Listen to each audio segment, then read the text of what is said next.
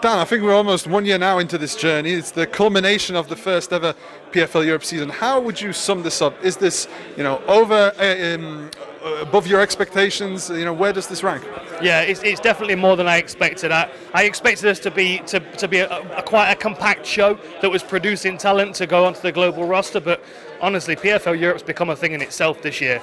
I think the 2 regular season events were really good. We had great performances, but then the playoffs in Paris was on another level. And I think that I think people around the world have seen that we can hit that high now, and I think that people will be expecting it from us in the future. So it's going to force us to raise our game, but I also think that we're planning on doing that naturally. We've got a very, very ambitious team. We're a small team, but we're ambitious, and we've got big plans for the future. Why do you think this has been such a big success? Because obviously there's organizations in Europe like KSW, Octagon, Cage Warriors. Is it the level of talent that you've got here, the organization, having a broadcast partner like DAZN on board? What is it, a combination of everything?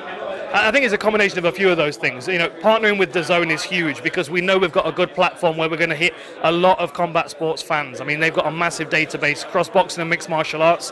So I think, the PFL having a home on DAZN makes a lot of sense for everybody. We've all benefited from that partnership.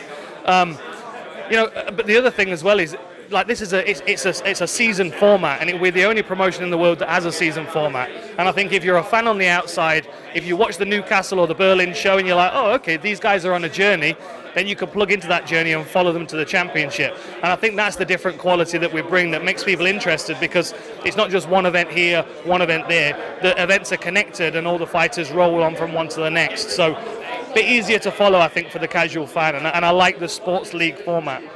I take a look at young guys like, Lewis McGrillen, for example. I think you would have taken an arm off to get an opportunity like that when you were coming up, wouldn't you? Yeah, absolutely. I mean, there was never an opportunity like this. Every single fight that I had to make an effort to get it organised and book it, and I had to rely on the promoters and the opponents to show up, which was always frustrating. And the other big thing here is that because we've got that 100,000 on the table at the end of the year, people want to stay in the brackets. They want to stay competitive because there's a good chunk of money that they can win. So, I was listening to, a few of the guys talk about it. Like, they've struggled to get opponents outside of the PFL, but now they're here. They know that they'll be an opponent because the purse is good. So I think that it assures them that they're going to get activity, which is important.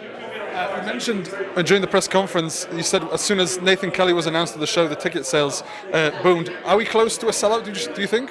Yeah, we're getting very close. It's going to be a very, very busy arena. I'm not sure exactly where the ticket sales are gone, but we're up there at the top end of where we wanted to be at the target.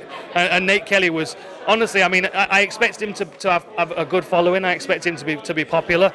But when he was announced, the tickets just started flowing out. He's got a really, really good following, and I think that's why he's the main event. I think when he walks out, the whole arena is going to be up on his side, and the fact that he's fighting a guy that's taller and bigger, I think people like an underdog story, and I think they'll feel like this is a tough fight for him. So if he does pick up the win, it'll be an even bigger deal. A little bit off topic, but I'm sure you've heard Dana White's comment not too long ago, saying shitty ratings, shitty ticket sales.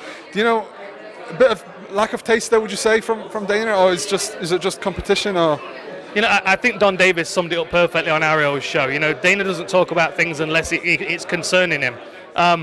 Look, competition's good for the sport. It's good for the fighters.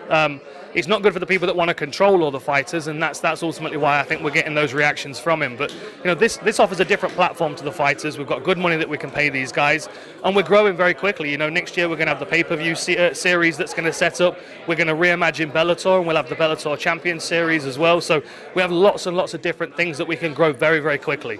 But you've also got to remember there was a time when the UFC were going to go out of business because no one was watching it, right? It was the Ultimate Fighter that saved it, right?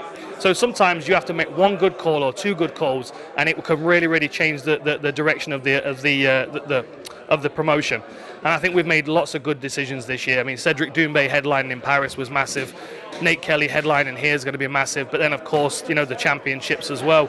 Lots of money on the table for fighters. And, as a fighter, I would look at this as an option and go, well, I know that I'm going to get consistency, and I know that I'm going to get paid well. And that, for a lot of fighters, is priority because they want to do this full time, And just lastly, 2024, do you think we can expect now to see Francis Ngannou, Jake Paul, the likes of Amanda Serrano in the PFL?